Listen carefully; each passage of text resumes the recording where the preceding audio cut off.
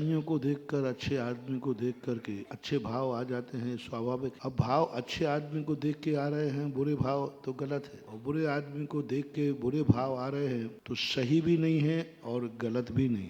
और यदि और ज्यादा पुरुषार्थ करें तो अपने परिणाम अपने सामने, गलत आदमी गलत है तो होने दो, हम क्यों अपने परिणाम खराब करें। जो गलत करेगा वो अपने आप कर्मों को भोगेगा।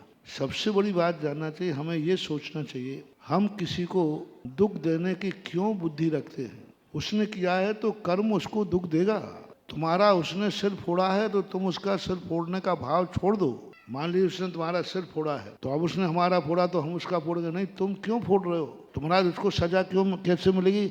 आप चिंता मत करो, उसने तुम्हारा सिर फोड़ा है, तुम उसका सिर मत फोड़ना, चौखट उसका सिर फोड़ देगी। कौन फोड़ देगी, चौखट में जाके लगेगा। अब वो चौखट कहेगी तो कहे भाई तेरे चौखट मैंने तेरा कब सिर फोड़ा। बोले तुमने महाराज जी का फोड़ा था ना, उनका तो त्याग था, आ जाओ मैं निपटाती हूँ। चौखट निपटा देगा, गाड़ी के एक्सीडेंट होगा और तुम्हारा सिर कहाँ पड़ेगा, किसी पत्थर पर पड़ेगा, बेन हम जो हो जाएगा। अब उस पत्थर का तो आपने सिर नहीं फोड़ा था, तुमने ऐसे आदमी का सिर फोड़ा था जिसने उसने उसका सिर फूटने के बाद भी उसने तुम्हारे सिर फोड़ने का भाव नहीं किया। और उसने भाव नहीं किया तो कर्म ने कहा तेरा सिर तो फूटेगा। ठीक है महाराज नहीं फोड़ेंगे तो कोई बात नहीं, चौखट कहती मैं तेरा सिर फोड़ू। पत्थर से टकरा के फूट जाता है, थोड़ा ठिब्बा लग जाए, थोड़े गिर जाके फूटता है। तो अपन को उसके प्रति जो जैसा करेगा उसको फल जरूर वैसा मिलता है। अपनी तरफ से देश भाव निकाल दो, उसको कर्म अपने आप सजा देगा। वो ऐसे कर्म करेगा स्वयं जैसे मकड़ी होती है ना, मकड़ी जितना जाल बुनती जाती है, जितना जाल बुनती है,